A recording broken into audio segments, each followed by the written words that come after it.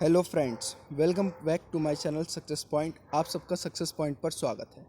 तो आज हम बात करेंगे क्लास 12 के चैप्टर नंबर 2 दो ध्रुवता के अंत के पार्ट 2 के बारे में। इससे पहले पार्ट 1 में हम सोवियत संघ क्या था, सोवियत संघ का विघटन क्यों हुआ व उसके विघटन के क्या परिणाम हुए, ये काफ़ी सारी बातें हम पढ़ चुके हैं। तो आगे हम पढ़ेंगे साम्यवादी शासन के बाद शॉक थेरेपी। तो सबसे पहले हम शॉक थेरेपी का मतलब समझ लेते हैं। शॉक थेरेपी का मतलब होता है आघात पहुंचाकर उपचार करना। साम्यवाद के पतन के बाद पूर्व सोवियत संघ के गणराज्य एक सत्तावादी समाजवादी व्यवस्था से अर्थात कि सोवियत संघ की व्यवस्था लोकतांत्रिक पूंजीवादी व्यवस्था तक के कष्टप्रदक संक्रमण से होकर गुजरे। रूस, मध्य एशिया के गणराज्य और पूर्वी यूरोप के देशों में पूंजीवाद की ओर संक्रमण का एक खास मॉडल अपनाया गया। विश्व बैंक और अंतर्राष्ट्रीय मुद्रा कोष द्वारा निर्देशित इस मॉडल को शॉक थेरेपी अर्थात आघात पहुंचाकर उपचार करना कहा गया। शॉक थेरेपी के परिणाम। शॉक थेरेपी 1990 में अपनाई गई थी। शॉक थेरेपी जनता को उपभोग के उस आंदोलन तक नहीं ले गई जिसका उसने वादा किया था। शॉक थेरेपी के कई परिणाम हुए जिनमें से कुछ निम्न हैं। शॉक थेरेपी के परिणाम स्वरूप रूसी मुद्रा रूबल में भारी गिरावट आ गई। रूस में पूरा राज्य नियंत्रित औद्योगिक ढांचा चरमरा उठा। लगभग 90% उद्योगों को निजी हाथों या कंपनियों को बेचा गया। वहां की समाज कल्याण की व्यवस्था नष्ट हो गई। रूसी मुद्रा के मूल्य में नाटकीय ढंग से गिरावट आई।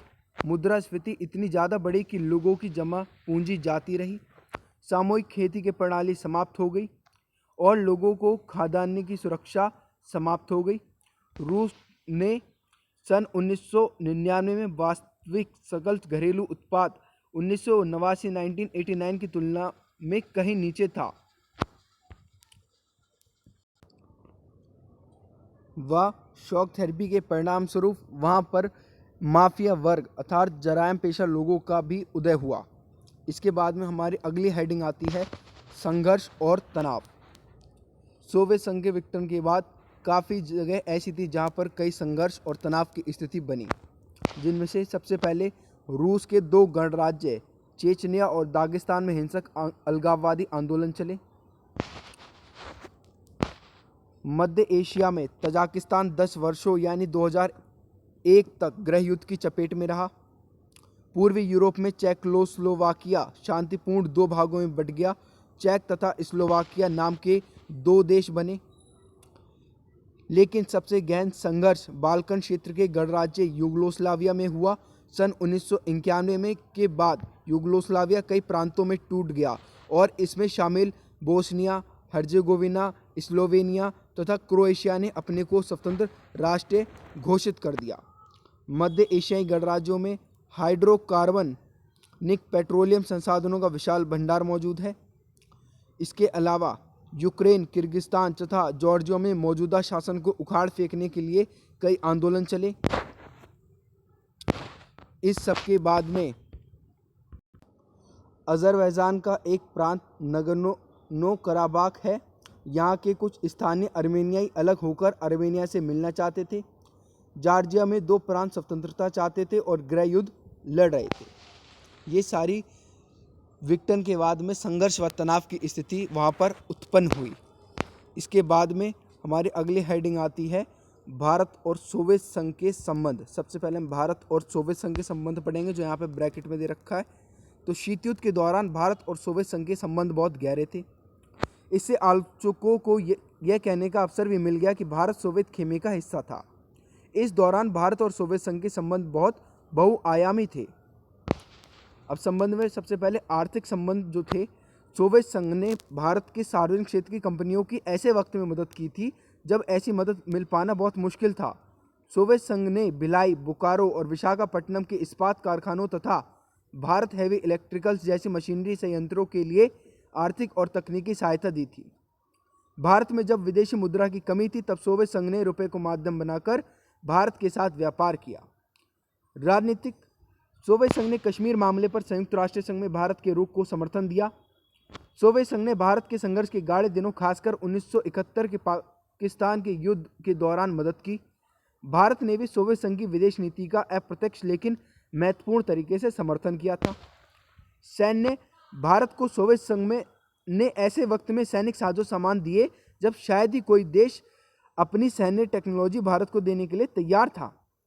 सांस्कृतिक हिंदी फिल्म और भारतीय संस्कृति सोवियत संघ में लोकप्रिय थी। बड़ी संख्या में भारतीय लेखक और कलाकारों राज कपूर व अमिताभ बच्चन की फिल्में पूर्व साम्यवादी देश सोवियत संघ आदि में सुनी व देखी जा सकती हैं। इसके बाद में एक क्वेश्चन कई बार आ जाता है कि रूस के तेल के क्षेत्र कौन कौन से हैं, तो उनमें आएगा Uzbekistan, Iran, Iraq, Turkmenistan, Azerbaijan, ये सारे तेल के क्षेत्र हैं।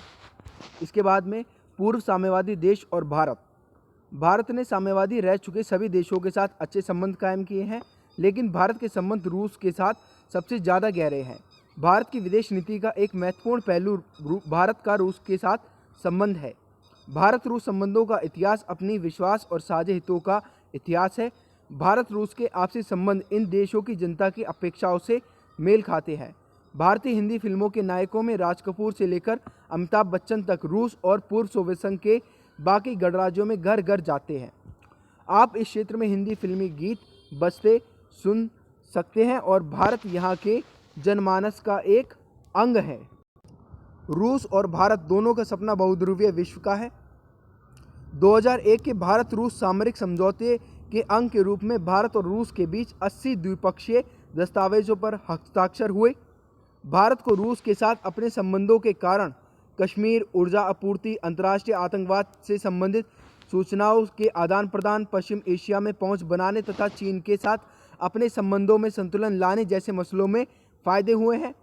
रूस को इस संबंध से सबसे बड़ा फ़ायदा यह है कि भारत रूस के लिए हथियारों का दूसरा सबसे बड़ा खरीदार देश है।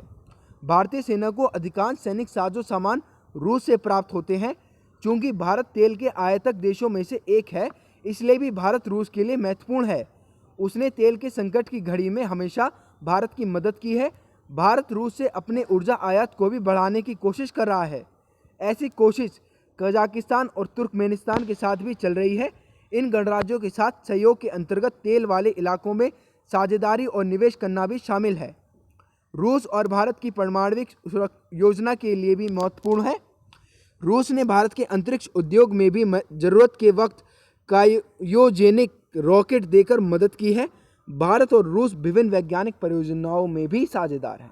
तो इन सब बातों से हमें पता चलता है कि भारत के पूर्व साम्यवादी देशों के साथ संबंध काफ़ी अच्छे हैं, खासकर रूस के साथ प्रगाढ़ है। तो आज के लिए बस इतना ही। अगर आपको ये मेरी वीडियो अच्छी लगी हो तो मेरी वीडियो को लाइक ज़रूर कीजिएगा, मेरे चैनल को सब्सक्राइब भी कर लीजिएगा और बेल आइकन को प्लीज़ प्रेस कर लीजिएगा ताकि आपको आने वाली वीडियो का नोटिफिकेशन मिलता रहे। Thank you.